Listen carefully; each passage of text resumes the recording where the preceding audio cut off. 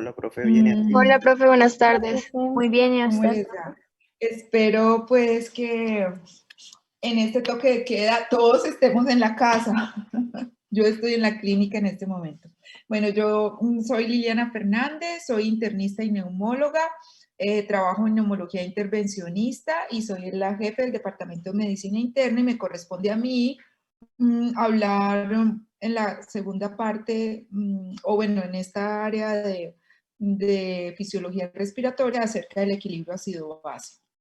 Nuestra agenda van a ser dos clases virtuales, una hoy y la otra el 28. Vamos a hablar de trastornos del equilibrio ácido-base y de enfermedades asociadas al sistema respiratorio.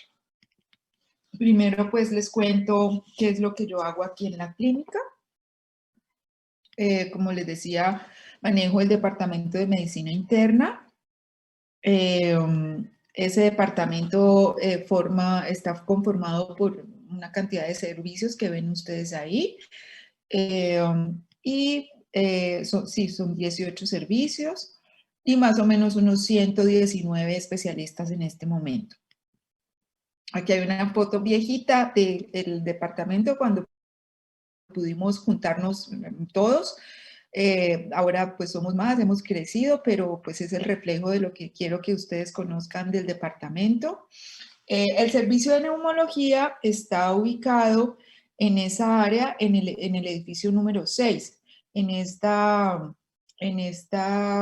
foto falta el edificio número 7. Esperen un minutico. Hola, estoy en clase. Bueno, entonces ahí está el servicio de neumología, que es el que yo manejo. Y allí tengo además tenemos dentro de todos los que tenemos de especialistas, tenemos una línea de investigación y un semillero de investigación. Estas son como las cosas que hacemos además de hacer asistencia y de hacer procedimientos y de ver pacientes. Trabajamos en el área de investigación y tenemos estudiantes allí y este pues es el reflejo de las cosas cuando se podía ir a los congresos. Estas son fotos nostálgicas. Y estas eran todas las cosas que hacíamos cuando podíamos estar tan cerca. Seguimos haciéndolo en la virtualidad, pero esto es algo que definitivamente añoramos. El objetivo de esta clase entonces es que definamos... ¿Perdón? Profe, qué pena. ¿Podemos grabar la clase? Sí, la pueden grabar. Sí. Vale, gracias, profe.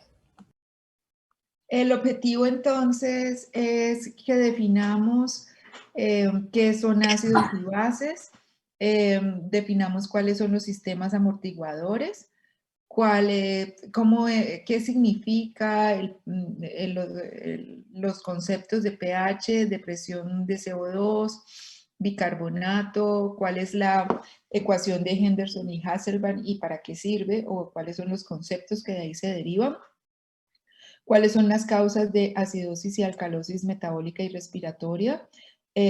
¿Cuáles son los mecanismos de compensación? Y pues hagamos una aproximación a la evaluación de los gases arteriales y de las causas de hipoxemia. Entonces, mantener un ambiente interno hasta cierto punto constante, tanto en temperatura, volumen, osmolaridad de los líquidos y electrolitos, pues es como el objetivo de todo organismo. Hay un concepto muy importante que es el de la concentración de hidrogeniones. La concentración de el ion hidrógeno es el único protón liberado por el átomo de hidrógeno. Y la regulación de la concentración de esos iones hidrógenos es esencial para una cantidad de actividades como los sistemas enzimáticos, el funcionamiento normal de las células y en general todas las funciones fisiológicas tienen que ver con la regulación estrecha que se haga de esa concentración. Es muy baja en términos generales, haciendo como una comparación, la concentración de del sodio, que son 142.000 equivalentes por litro, es 3.5 millones de veces más grande que la del hidrógeno. El hidrógeno se contabiliza como 0.000004 mil equivalentes por litro. La variación normal es una millonésima parte de la variación del sodio y, como les decía, de eso depende el funcionamiento estructural de nuestro sistema fisiológico. Un ácido, entonces, es una sustancia que contiene átomos de hidrógeno que pueden liberar esos iones de hidrógeno. Entonces, aquí vemos el ácido clorhídrico que puede donar esos iones de hidrógeno. Se puede desligar entre los iones de hidrógeno y de cloro. Una base es un ion o una molécula que es capaz de aceptar esos hidrogeniones que están ahí en el medio. Entonces aquí tenemos unos hidrogeniones que estaban en el medio. Este es una molécula de bicarbonato. Esta es una base que es capaz de asociarse con ese hidrógeno y forma ácido carbónico, y ese a su vez se puede desligar en CO2 y agua. Aquí entonces tenemos, en la medida en que un ácido y una base sean más fuertes, entonces van a tender a estar disociados. Cuando tenemos ácidos débiles en el medio o bases débiles, ellos van a estar en un equilibrio, la mitad adheridos y la otra mitad no. Los ácidos débiles entonces van a estar en ese equilibrio entre las moléculas disociadas o no disociadas. Entonces, cuando se empezaron a hablar de la importancia del ion hidrógeno, nos dimos cuenta pues, que era supremamente incómodo manejar unas cifras tan infinitamente pequeñas. Y más que eso, las variaciones que tiene estas moléculas, las variaciones que son de 3 a 5 nanoequivalentes por litro, entonces se pensó en crear una escala que tuviera números enteros y que pudiera ser expresada universalmente para poder hablar del concepto de equilibrio fisiológico. Entonces, se pensó en una escala que se llama las unidades de pH, que son unidades expresadas en 1000 equivalentes por litro. Entonces, ahí vemos que el pH es igual al logaritmo de 1 sobre la concentración de hidrogeniones, que esto es igual al logaritmo negativo de la concentración de hidrogeniones. La concentración de hidrogeniones entonces son 40 nanoequivalentes por litro. Entonces, si venimos con este concepto anterior de que el pH es el logaritmo negativo de la concentración de hidrogeniones, entonces el pH va a ser igual al logaritmo negativo de ese 0.0004 que es la concentración de hidrogeniones. Entonces, ese es el logaritmo negativo de esta concentración es igual a 7.4. Entonces, ese concepto de pH manejando los números enteros es mucho más fácil. Acuérdense que el pH neutral es aquel que está alrededor de 7.4, que es la concentración de hidrogeniones normal en el sistema. Todo aquello que tenga más concentración de hidrogeniones, pues va a tener un pH menor y va a ser un ambiente más ácido. Y todo aquello que tenga menos concentración de hidrogeniones y que esté variando más hacia el ambiente básico, va a tener un pH mayor y va a ser más alcalino. acidosis, en acidosis el pH cae por debajo de 7,4, pero significa que hay más concentración de hidrogeniones porque esto es un valor inverso. Y la alcalosis es cuando aumenta el pH por encima de 7,4 y que inversamente significa que están disminuyendo la concentración de hidrogeniones. Entonces aquí vemos, este es el pH neutral, alrededor de 7,4, pero cuando el pH, cuando tiene más concentración de hidrogeniones, entonces el pH va disminuyendo, porque esto es una relación inversa. Y cuando el pH va aumentando es porque la cantidad de hidrogeniones se van disminuyendo. En el organismo es muy difícil en los microambientes poder entender qué hacer con una cantidad de ácido que nos sobra o que nos falta. Entonces, en los ambientes fisiológicos de las células se han creado y de los tejidos se han creado unos sistemas amortiguadores que actúan en segundos, atrapando la cantidad de hidrogeniones que están produciéndose de más para poder no alterar el pH del ambiente que necesitamos siempre que esté lo más normal posible. Entonces, existen estos mecanismos esto se llama mecanismos de defensa. ¿Para qué nos sirven? Para tratar de mantener el pH lo más cercano a lo normal.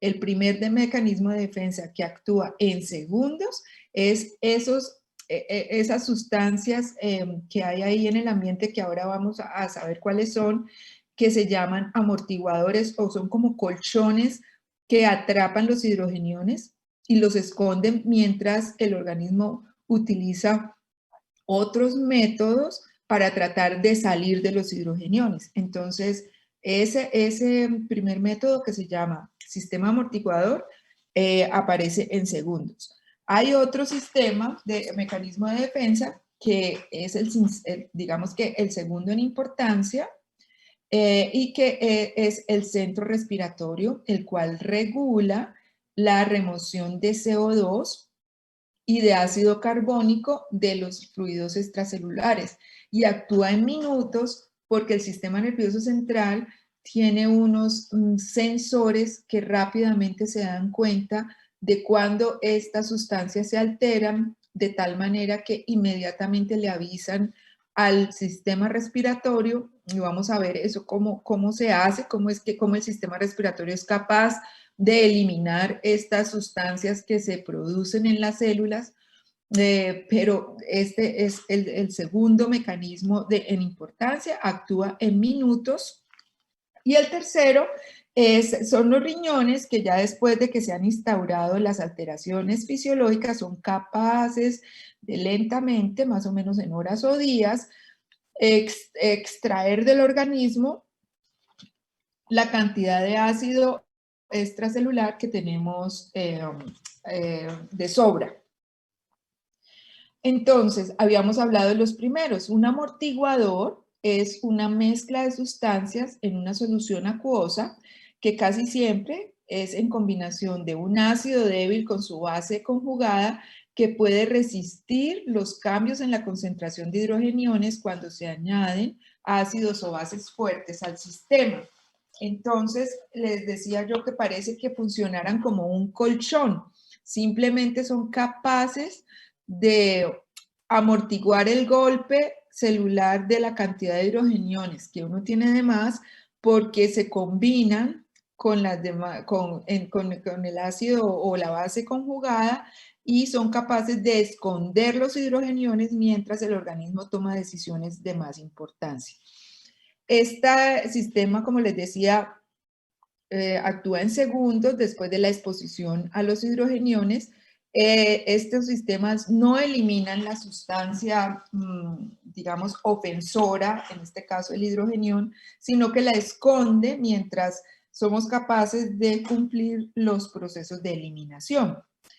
Entonces, uno de los sistemas más importantes de amortiguador es el bicarbonato, porque el bicarbonato es capaz, como es un ácido débil, es capaz de perdón, es una base débil y es capaz de capturar el hidrogenión para convertirse en un ácido débil que es el ácido carbónico.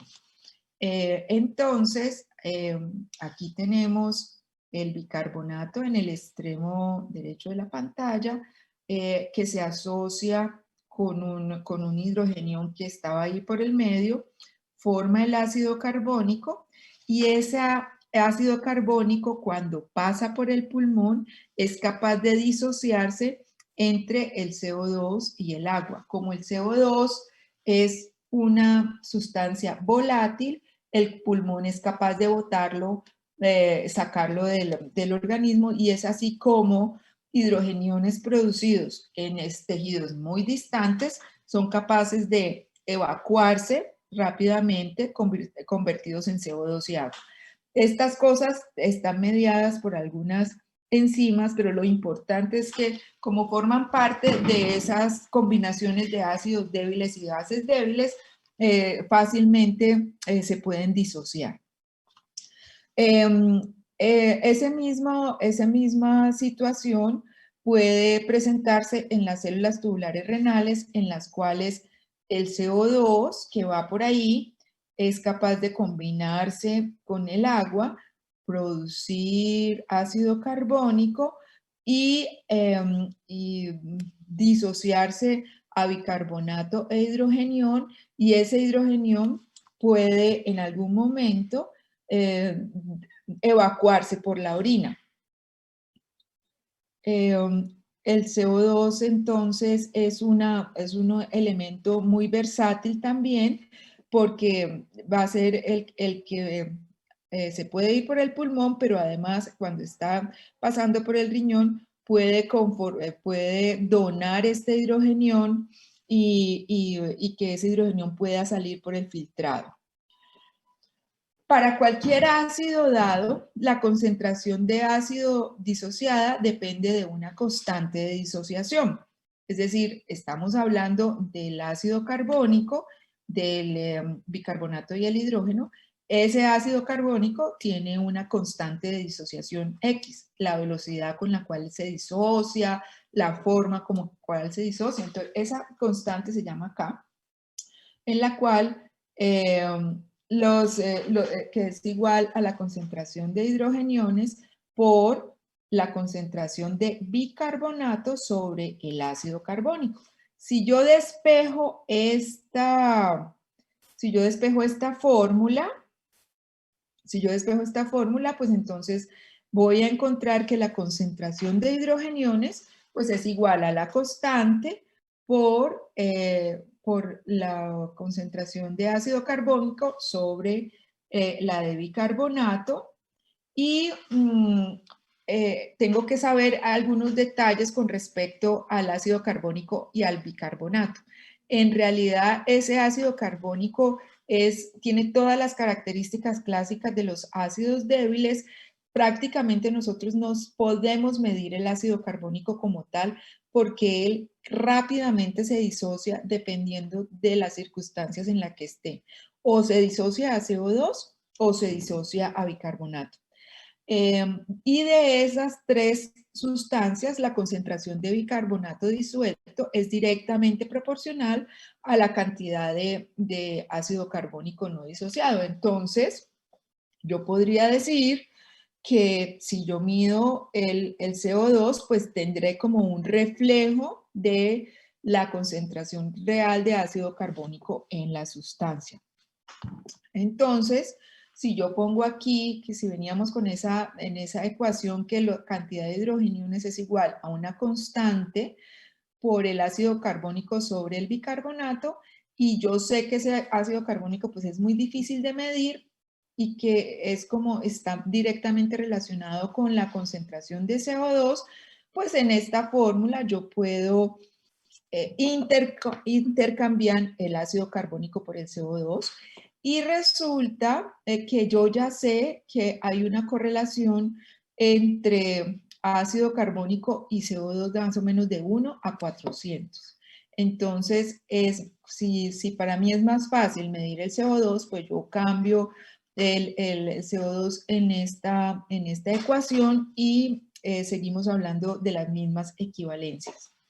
Pero resulta que cuando yo voy a medir el CO2, pues el CO2 no se puede medir así como en las condiciones clínicas. Nosotros no hablamos de CO2 como tal, sino de la presión que ejerce el CO2 en el medio. Entonces, en principio, este CO2 lo que realmente voy a medir es la presión del CO2.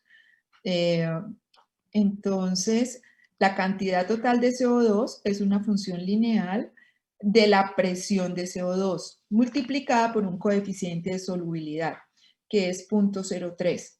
Entonces, donde estaba el ácido carbónico, yo lo intercambié por el CO2. Y para poder intercambiarlo por el CO2, como estamos hablando de ambientes clínicos, pues tengo que hablar de la presión de CO2. Y para poder hablar de la presión de CO2, pues no importa, esa la puedo medir, pero tengo que ponerle un coeficiente de solubilidad. Entonces venimos aquí que la concentración de hidrogeniones es igual a una constante por la presión de CO2 multiplicada por 0.03 sobre la 0.03 sobre la concentración de bicarbonato. Entonces, Profe, qué ¿sí? pena.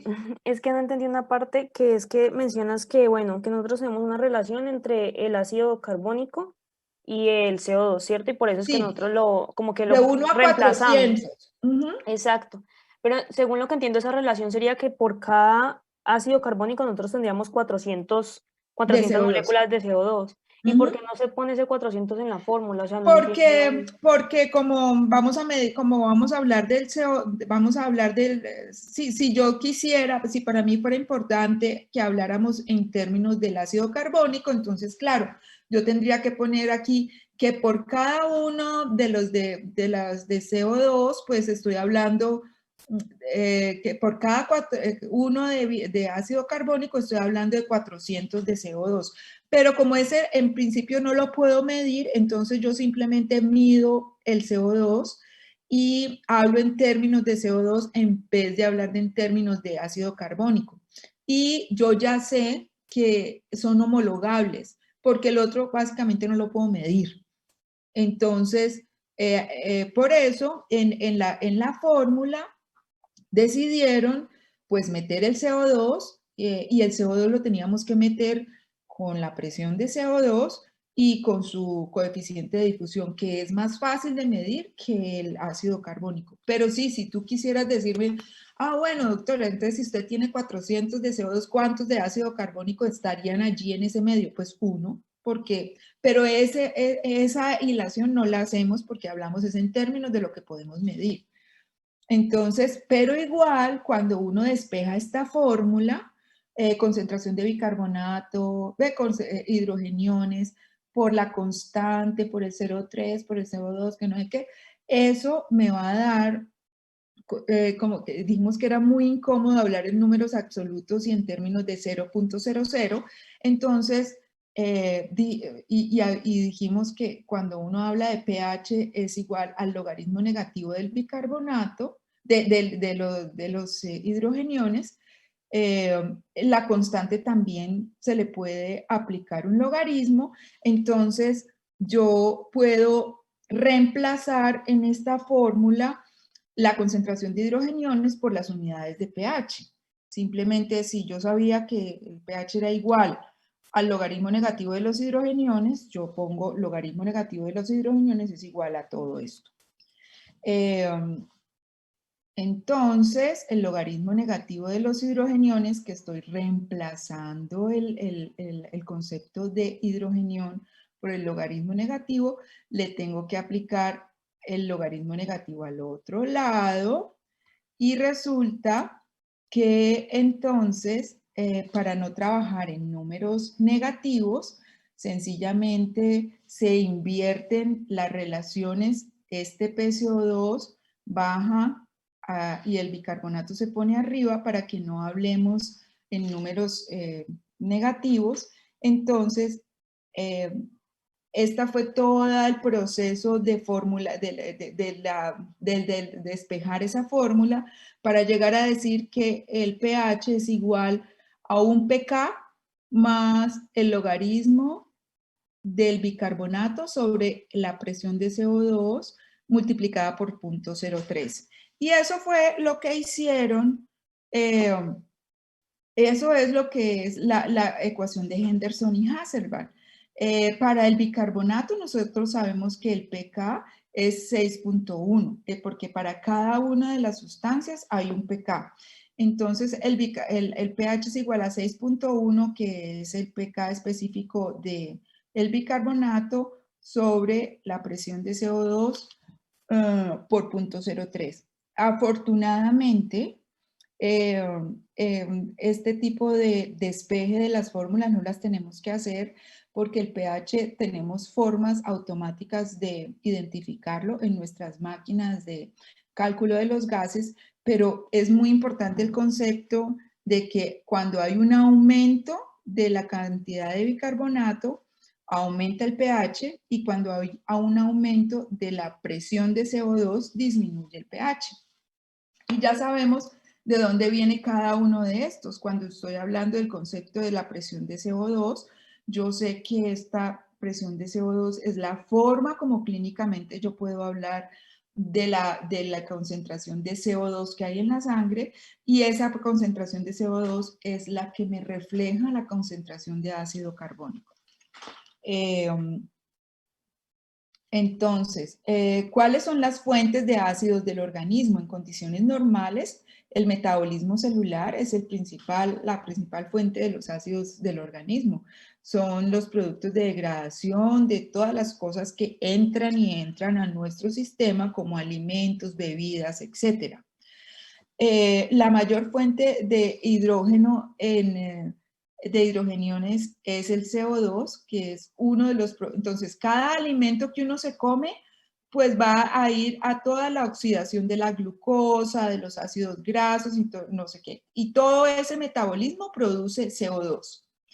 Y nosotros sabemos que el CO2 cuando hablo de CO2 es hablar de ácido carbónico, y ese ácido carbónico, como es un ácido débil, es nuestra fuente principal de hidrogeniones al sistema.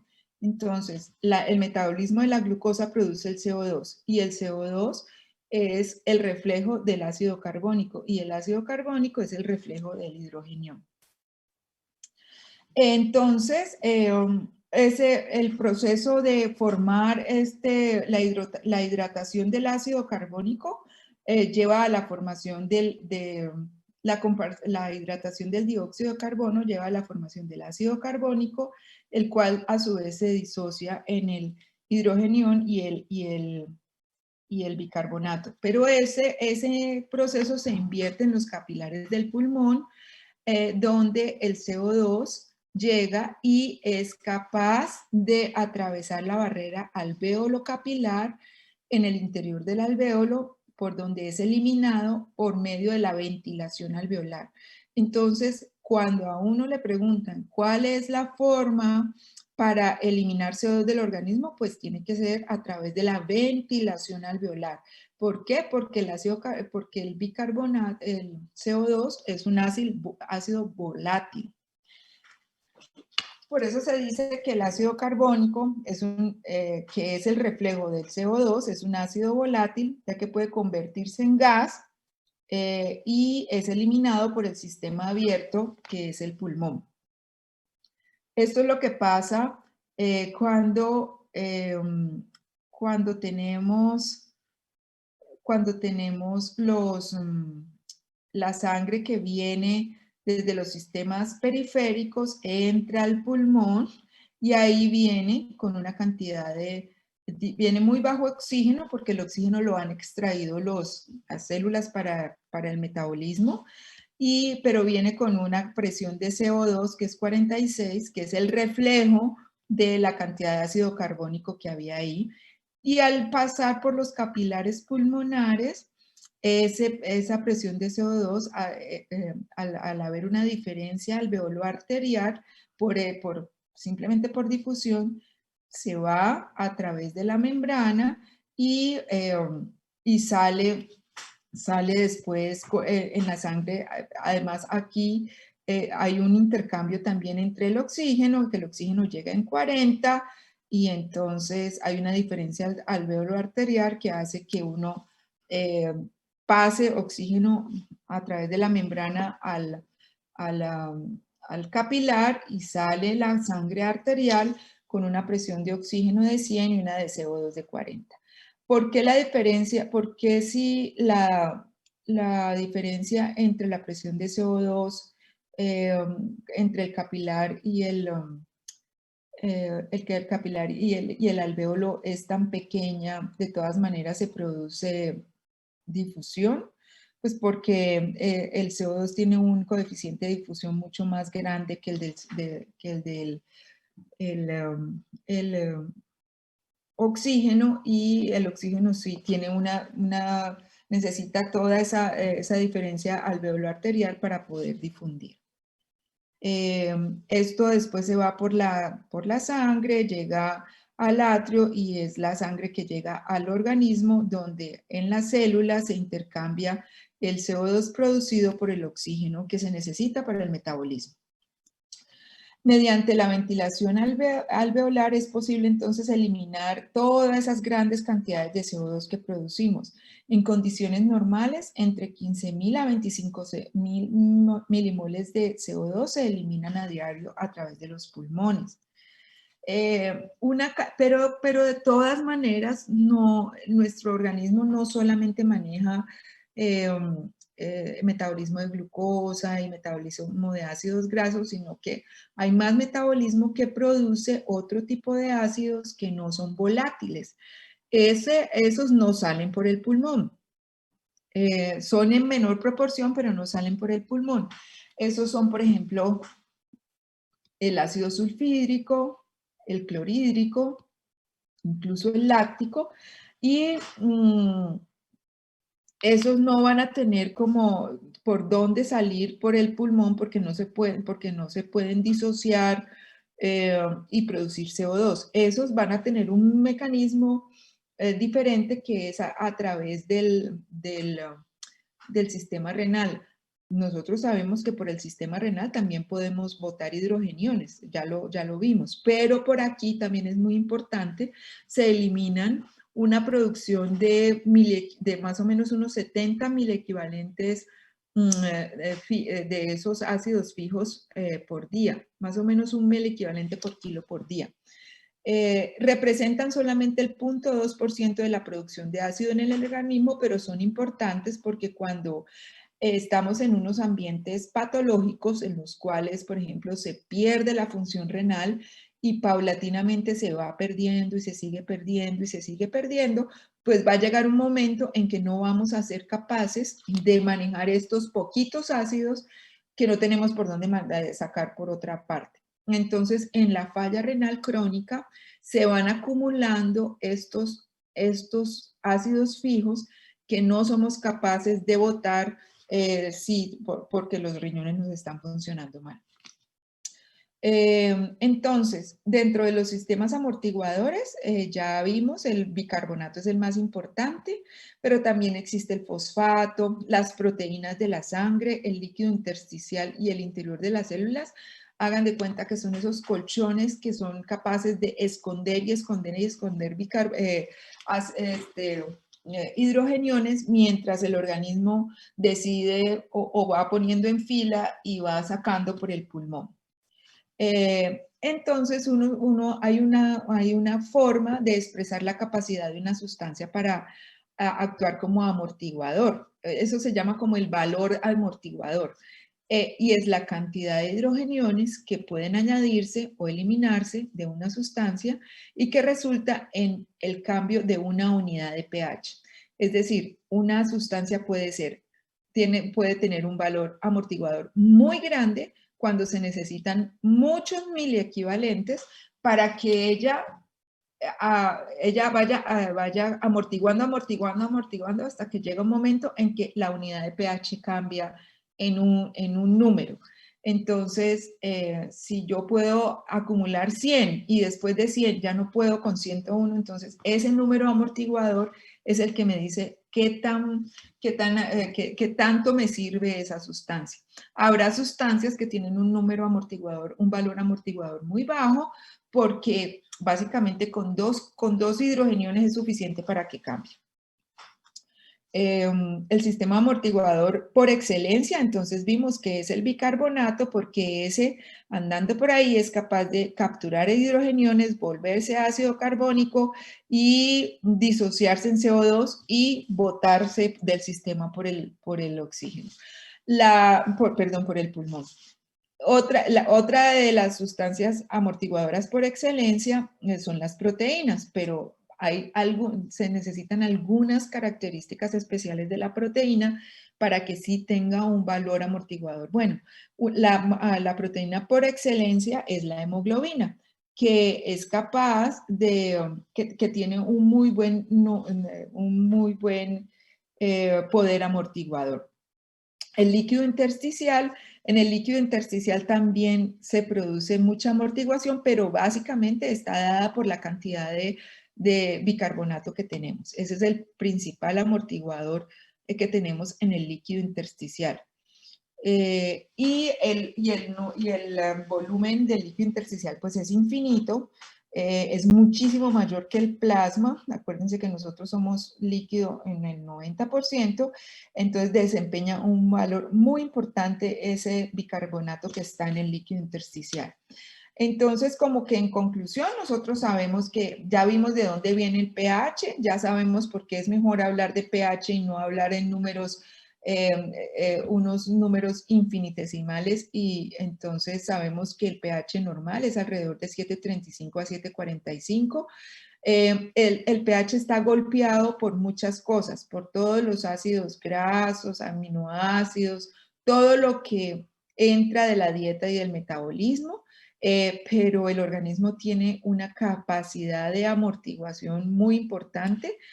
Su elemento amortiguador más importante es el bicarbonato, pero ahí están también las proteínas, la hemoglobina, los fosfatos, etcétera, y que dan como resultado que yo mantenga este pH a través de mecanismos como son esconder los hidrogeniones mientras se producen, sacarlos por la ventilación a través de el ácido volátil, que es el CO2, o sacarlos a través de los sistemas renales, que se van a demorar un poquito más, pero que también pueden botar el hidrogenión por ahí. Y que el riñón también se encarga de esos ácidos no volátiles que se reproducen en todo este metabolismo y que son capaces de salir por ahí. Dijimos que había una primera línea, que es como la química, una línea química de buffer, y hay una segunda línea que es la fisiológica, que es la que depende del riñón y de la respiración. El pulmón regula la relación del bicarbonato con el ácido carbónico, y entonces, así como decíamos que era uno en 400, realmente lo que le importa al pulmón es que más o menos por cada 20 bicarbonatos hay un ácido carbónico. Y para el pulmón y para el sistema es más importante mantener la relación que incluso mantener que los números absolutos sean los mismos. Me explico. Para el organismo es lo mismo tener 20 a 1 que 40 a 2. No importa que uno acumule de más, digamos, hidrogeniones en algún momento de enfermedad, en algún momento de... Sí, porque no todas las veces nuestro organismo está bien, pero el organismo se encarga de que se mantenga esa relación que la relación tenga la cantidad de bicarbonato con respecto a la cantidad de ácido carbónico más o menos de 20 a 1. Esto se logra con el control de la ventilación alveolar al eliminar el CO2 y esto logra mantener el pH lo más normal posible. Fíjense que esto se me pegó.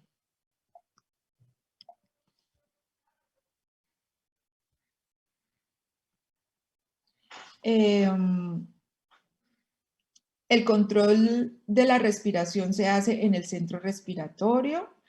Hay estímulos centrales de la médula que sensan la cantidad de hidrogeniones que hay en el líquido cefalorraquídeo. El aumento de la concentración de hidrogeniones entonces automáticamente va a decir que necesitamos aumentar la ventilación alveolar. Hay también estímulos periféricos que están ubicados en el cuerpo carotídeo y en el cuerpo, pues en el arco aórtico, donde una disminución de la presión de oxígeno o un aumento en la presión arterial de CO2 o un aumento en la concentración de hidrogeniones hacen que automáticamente le digan al pulmón, por favor, respire más rápido para que saque más CO2. En el riñón se regula la concentración de hidrogeniones a través de la concentración de la cantidad de bicarbonato que se va a convertir a hidrogeniones que van a ser excretados a través del riñón. El riñón, cerca del 80% del bicarbonato filtrado se absorbe nuevamente en el túbulo proximal, 10% en el asa de Henle y 10% en los túbulos restantes. En este proceso, ese es el proceso que se llama titulación de acidez titulable y depende mucho de lo que el riñón sense, que sabrá cuántos hidrogeniones o cuánto bicarbonato deja botar o no hacia la orina. Entonces, pues esto es todo lo que sucede para uno tratar de mantener el sistema lo mejor posible. Pero ya va a llegar un momento en que pues eso no se va a poder dar. Entonces aparecen los estados de enfermedad o estados de alteración del equilibrio ácido básico. Entonces hay cambios que pueden ir hacia un lado como acidosis o hacia el otro como alcalosis. Los cambios en el pH entonces tienen efectos dramáticos sobre la función normal de la célula, cambios en la excitabilidad, cambios en la actividad de las hormonas, cambios en los niveles del potasio y todo eso tiene que ver con el funcionamiento de sistemas vitales como el corazón, etc. O el sistema nervioso central. El pH disminuido a ácido, por ejemplo, deprime el sistema nervioso central. Puede llegar incluso hasta que uno pierda la conciencia. Y el pH aumentado o básico puede causar sobreexcitabilidad con temblores, calambres, espasmos e incluso convulsiones. Y el concepto de las alteraciones de las enzimas es que con cambios absolutamente discretos de la cantidad de la concentración de hidrogeniones, por ejemplo, una enzima que aquí la vemos muy cuadradita con su sustrato ahí metido, esta enzima perfectamente puede ser la que produzca la insulina o la que produzca alguna hormona vital. Resulta que cuando se cambia un poquitico el pH, la estructura de la enzima cambia y ya el sustrato no se puede meter ahí. Por eso es que es tan importante que no haya cambios ni siquiera chiquitos en el funcionamiento de las enzimas. Entonces, la relación normal entre el ácido carbónico y entre el bicarbonato y el ácido carbónico es de 20:1. Va a haber 20 bicarbonatos por un ácido carbónico. Los valores normales de pH entonces son alrededor de 7,4. La presión de CO2 que vimos que se mide es la presión y no la concentración del CO2 y que esto también tiene un valor, una constante de solubilidad.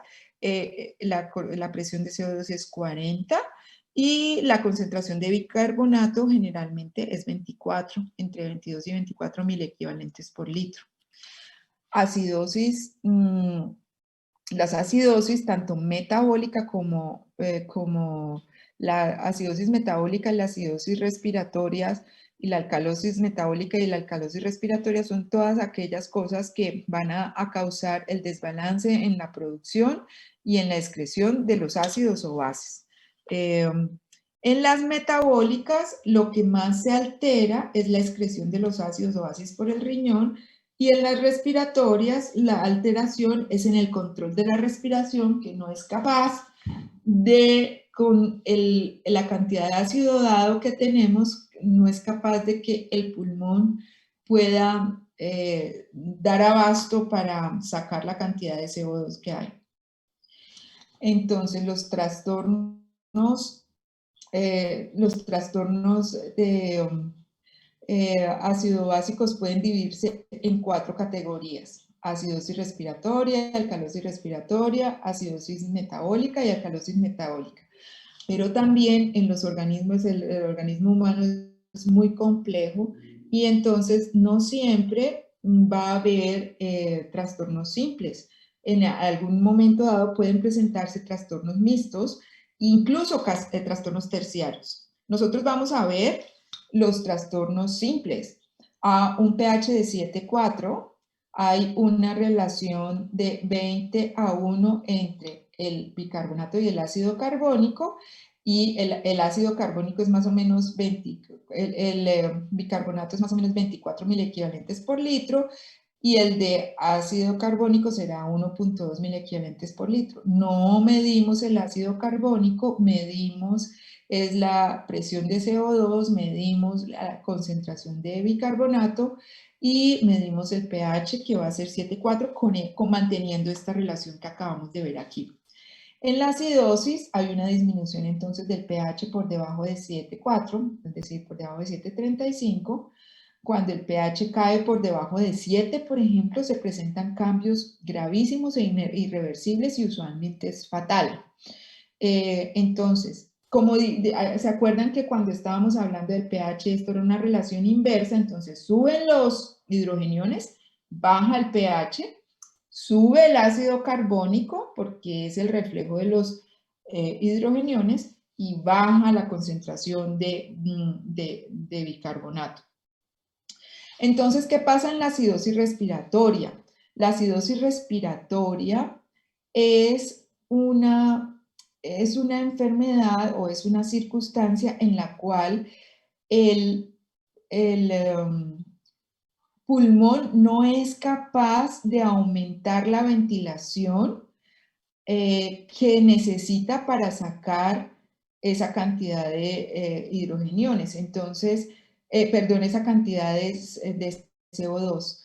Entonces, se va acumulando el CO2 en la sangre, no es capaz de salir por el pulmón y eso va a causar una acidosis.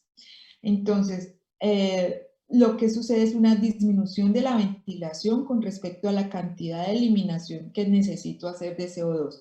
Entonces, al bajar la frecuencia respiratoria, lo que logramos es disminuir la eliminación del CO2, aumentar la concentración de hidrogeniones, porque acuérdense que este CO2 es intercambiable con el hidrogenión, y disminuye el pH.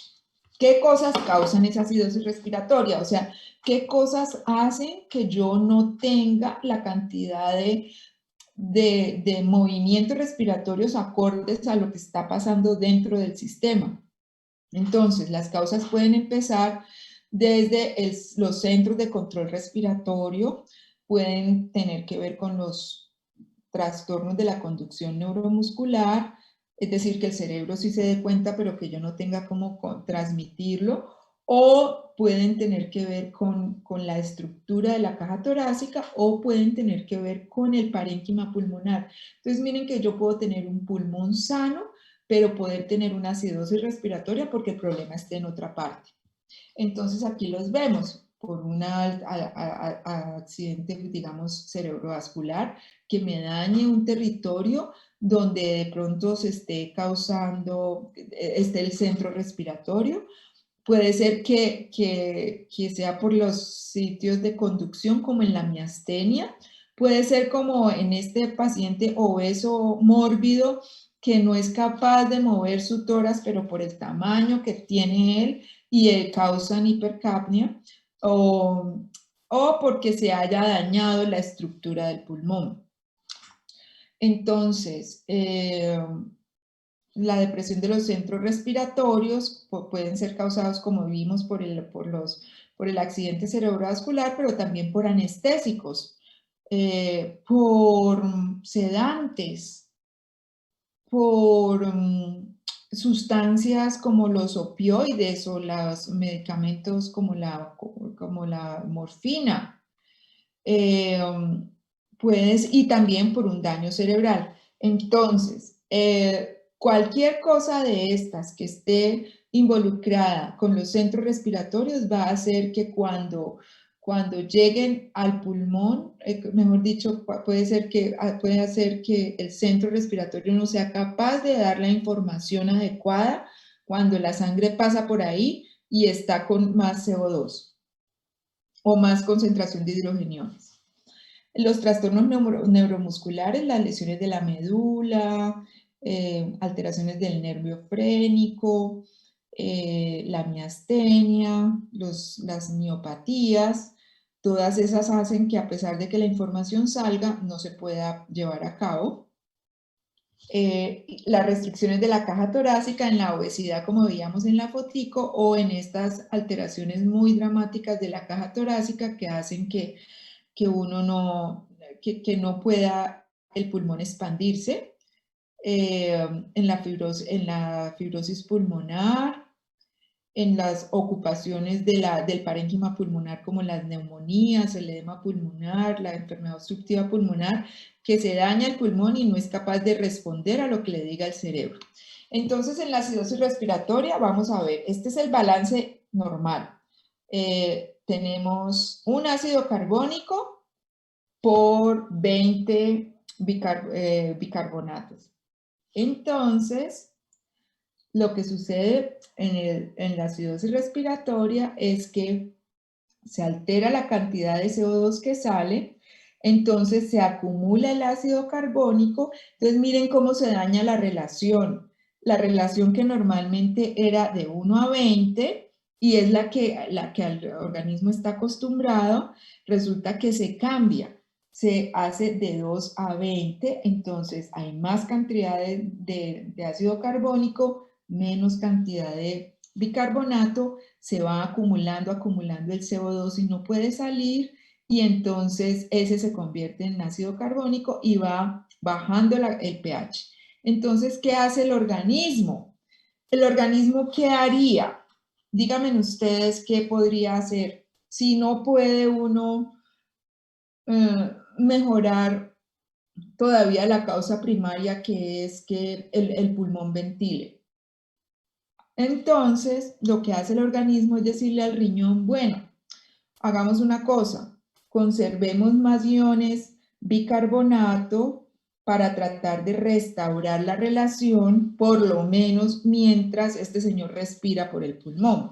Entonces, lo que hace el riñón es botar orina más ácida cuando pasa por ahí la sangre, entonces determina que se vaya el hidrogenión por ahí, se quedan con el bicarbonato y se trata de acumular bicarbonato para compensar ese aumento que ha habido del ácido carbónico, en últimas tratando de homologar la relación. Si era 20 a 1, pues por lo menos tener una relación de 40 a 2, mientras se soluciona el problema que ha generado que el pulmón no responda, y mientras lentamente el riñón sigue sacando hidrogeniones hasta que el problema se compense. Entonces, por eso les decía que era muy importante saber que lo que busca el organismo es mantener la relación mientras se soluciona el problema primario. Ya después, por ejemplo, la aplicación de algunas sustancias como el lactato, pueden ser una medida transitoria para manejar esas acidosis respiratorias hasta tanto el pulmón responda.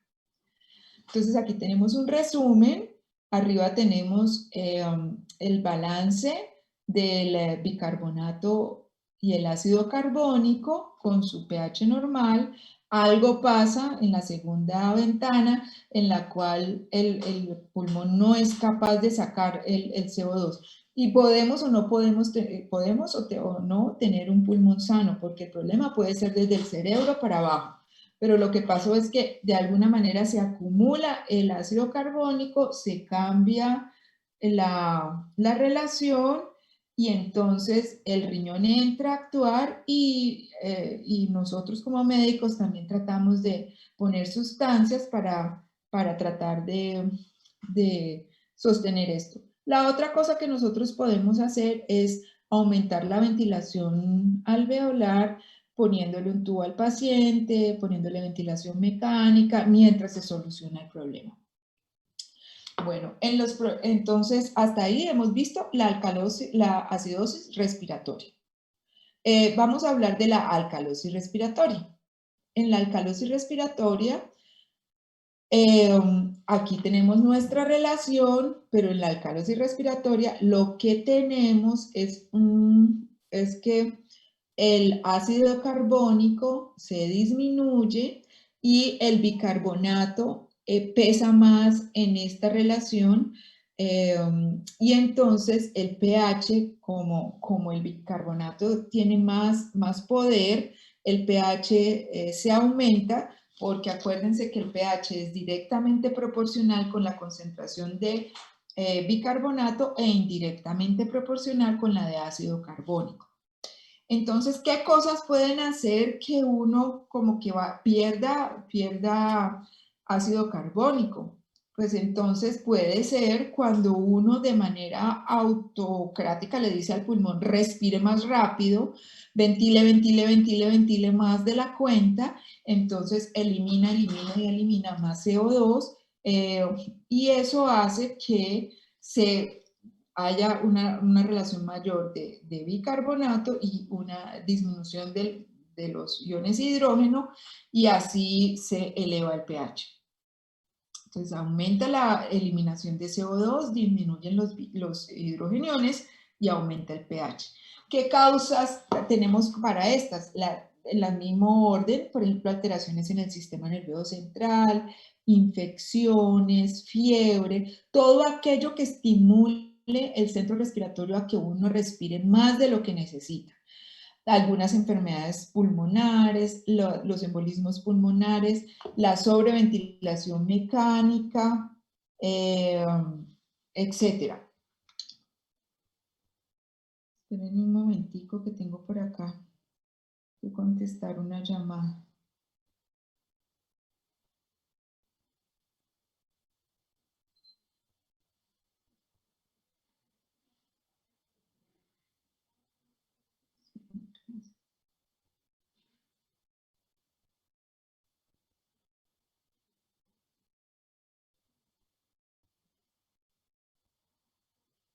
Entonces,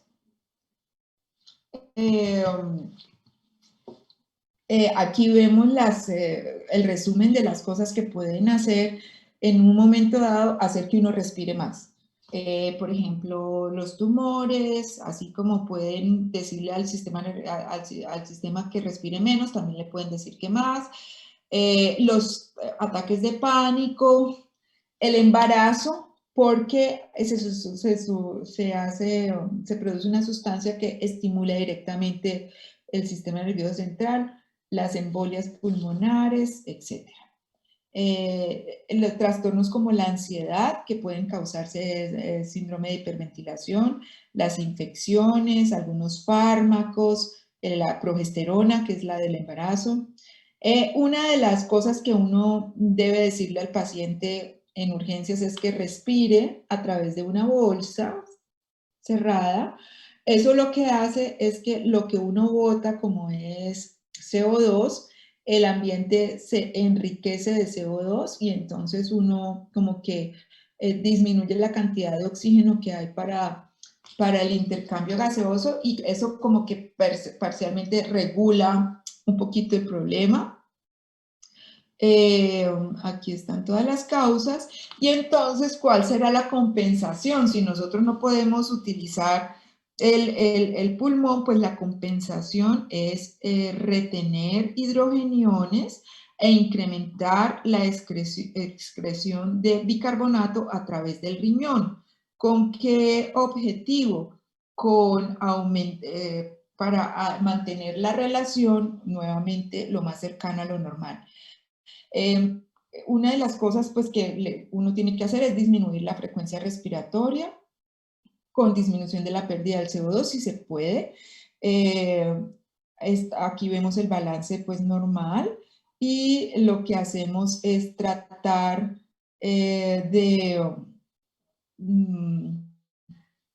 tratar en lo posible de botar el bicarbonato para tratar de ir bajando un poquito esta parte del lado derecho de la relación y retener los hidrogeniones para que la relación se vuelva un poco menos anormal. Ya después lo que hacemos es otro tipo de terapias, balance con soluciones, etcétera, reemplazo por ejemplo, de soluciones con cloro, tratando de que esta relación se homologue mientras se soluciona el problema que está causando la hiperventilación. Aquí vemos el resumen, los mecanismos de compensación derivados por la pérdida, eliminación de bicarbonato y retención de hidrogeniones por el riñón. Aquí vemos entonces la fórmula tradicional del ácido carbónico en la mitad, que es un ácido débil que puede estar disociado entre bicarbonato de hidrogeniones o CO2 y agua, que son las cosas que suceden tanto en el pulmón como en el riñón. Y esta alteración, esto debe mantenerse en equilibrio y cuando se pierde el equilibrio, pues estamos yendo hacia alguna de las dos alteraciones respiratorias, o acidosis respiratoria, cuando estamos reteniendo más CO2, o alcalosis respiratoria, cuando estamos botando más CO2. Bueno, en los trastornos metabólicos, el nombre más adecuado sería acidosis no respiratoria, pues no siempre supone un trastorno metabólico. Se produce por ingestión, infusión o producción de un ácido fijo que no es capaz de excretarse con la misma eficiencia que quisiéramos. El descenso de la excreción renal de hidrogeniones, por ejemplo, es una de las causas. El desplazamiento de los hidrogeniones del compartimiento intracelular al extracelular o bien la pérdida de bicarbonato, cualquiera de esas nos pueden causar una acidosis metabólica. Ingestión de fármacos o sustancias, por ejemplo, el alcohol, o sea, el etanol, el metanol, que es el alcohol adulterado, los salicilatos, que son sustancias, que son los ácido acetil salicílico, etcétera, el etilenglicol, pérdida de bicarbonato por diarrea, etcétera. Todas esas cosas que hagan o que se pierdan bicarbonato o que se acumule hidrogeniones van a ser las que causan la acidosis metabólica. Aquí vemos el etanol, el metanol. Las causas de disfunción renal. Nosotros dijimos que el riñón es muy eficiente y él, a pesar de que vaya perdiendo función, pero llega un momento en que ya más allá de cuando tienen un 10 a 15% de su función, ya no son capaces de manejar los ácidos fijos y entonces aparece la disfunción renal y eso puede causar acidosis metabólica. Entonces, en la acidosis metabólica ocurre cuando hay una disminución en la relación normal de 20 a 1. Es decir, si yo tenía ácido carbónico 1 por el 20 de bicarbonato. Lo que pasa aquí es que se pierde bicarbonato de alguna forma y entonces se tiene una sensación porcentual de que hay más contenido de ácido carbónico, y al haber esa alteración de la relación, lo que hago es bajar el pH. El balance metabólico está aquí, pero entonces cuando se pierde ácido, cuando se pierde bicarbonato, disminuye por exceso es decir, incluso es desplazado por la presencia de otros iones orgánicos, o simplemente se pierde él como tal, el pH tiende a disminuir y se dan todas las alteraciones que dijimos que eran peligrosas en el organismo. Entonces, ¿qué cosas pueden hacerse como mecanismos compensatorios? Entonces, como lo importante es mantener la relación y venimos de 1 a 10, entonces yo lo que pretendo es tratar de sacar, aumenta la frecuencia respiratoria para tratar de botar ácido carbónico. Este ácido carbónico va a salir en forma de CO2 y agua, entonces el cerebro le dice a uno hiperventile porque es que estamos sintiendo que hay demasiados hidrogeniones. Entonces hiperventila para sacarlo en forma de CO2 y agua, y al riñón le dicen saquemos hidrogeniones y retengamos bicarbonato para poder que esta relación se conserve. Hay otras soluciones que se pueden usar, pero el objetivo es que de 20 a 1 pues pasemos a 0.5 a 10 o de alguna forma, para que el estado metabólico se conserve lo más equilibrado posible. Existe un concepto, entonces es importante que yo sepa si lo que estoy haciendo es perdiendo bicarbonato o lo que estoy haciendo es produciendo más hidrogeniones, o me están llegando hidrogeniones al sistema de algún sitio que yo no tengo ni idea de dónde están llegando. Entonces hay un concepto que se llama anion gap.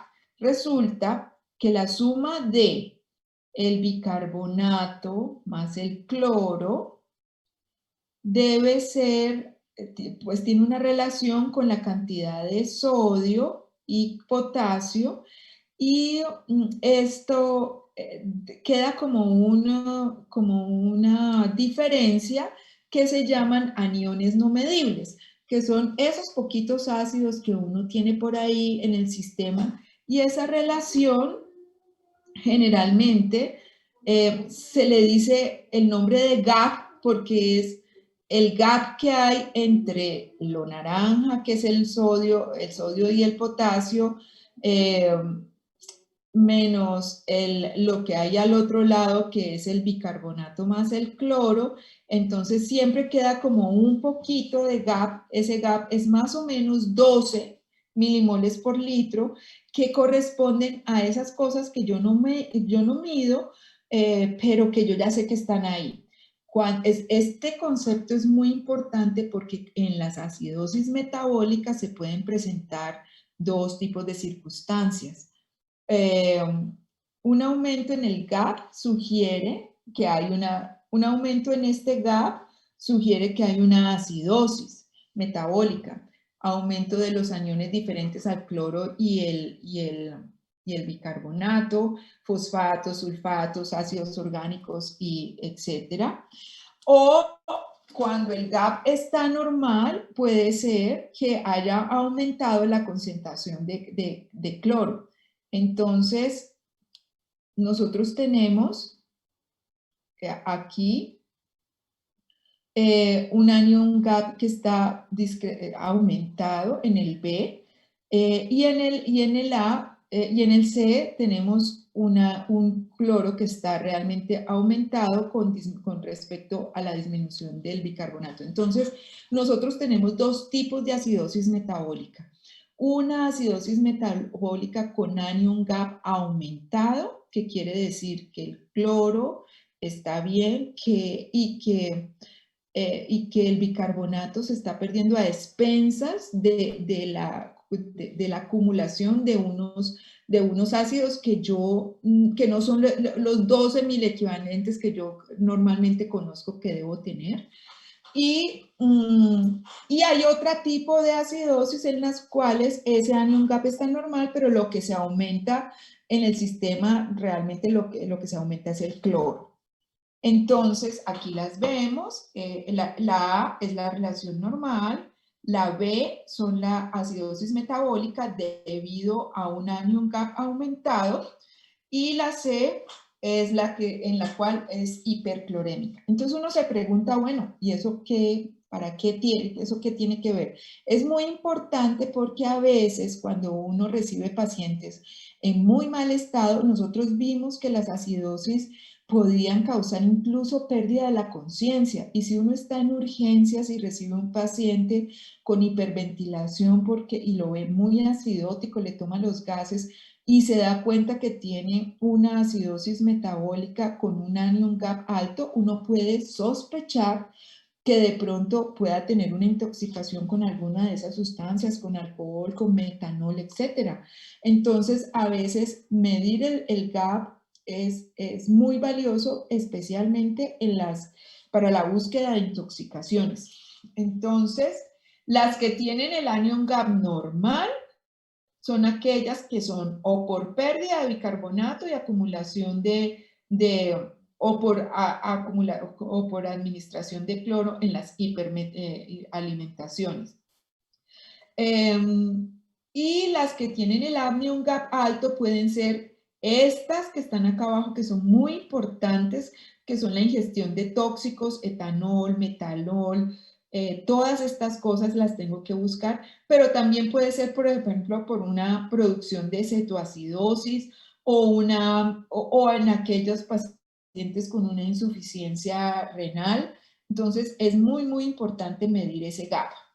Entonces, en la acidosis metabólica vimos que lo importante es que predomina, hay una pérdida de bicarbonato, predominan los ácidos y la compensación tiene que ser de dos tipos, aumentando la ventilación para tratar de sacar más CO2 y homologarse a ese bicarbonato que está disminuido y tratar de sacar hidrogeniones por el riñón para retener bicarbonato.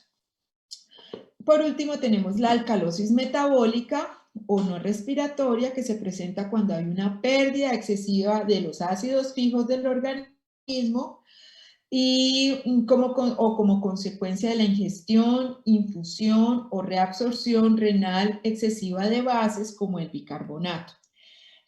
Cuando hay pérdida de hidrogeniones, puede ser el vómito, las fístulas gástricas, el tratamiento con diuréticos, el tratamiento con esteroides, hacen que uno pierda más hidrogeniones por la orina. Y la ingestión o administración excesiva de bicarbonato puede ser cuando uno toma antiácidos en exagerada condición o bicarbonato endovenoso. Entonces, lo que tenemos es elevación del pH por incremento de la relación de 20:1. Hay un aumento del bicarbonato, una disminución relativa del hidrogenión y se aumenta el pH. Ingestión de sustancias, vómito. La reacción del organismo a la alcalosis es tratar de bajar el pH por medio de retención de hidrogeniones, retención de CO2, perdón, por disminución de la frecuencia respiratoria. Uno le dice al pulmón, trate de respirar más despacio para tratar de que el CO2 no se vaya y yo pueda compensar la relación porque tengo más álcalis de la cuenta. Y también le digo al riñón que por favor me bote más bicarbonato y que me retenga el hidrogenión. Aquí tenemos el balance metabólico. Aquí vemos cómo hay un bicarbonato que se incrementa por la pérdida, sea de iones cloro o por el exceso de ingesta de bicarbonato. Entonces lo que hago es disminuir la frecuencia respiratoria, acumular más ácido carbónico, y por el otro lado le digo al riñón que bote una orina alcalina y que me retenga el hidrogenión.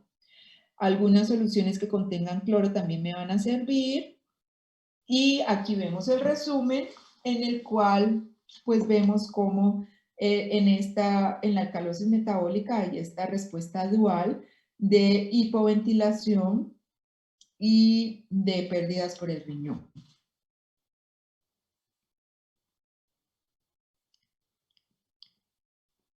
Perdón. Esto es lo que pasa en las acidosis. Aquí tenemos el conjunto de la acidosis respiratoria y metabólica, en donde vemos que en la acidosis respiratoria lo más importante es la acumulación del CO2 en la sangre y que no soy capaz de sacarlo a través del sistema de la ventilación y tengo que buscar alternativas por otro lado. En la acidosis metabólica hay acumulación de ácidos. Acuérdense que pueden ser ácidos extraños que me aumenten el anion GAP, o sencillamente que he perdido bicarbonato y que entonces se aumenta la concentración de cloro. En las alcalosis,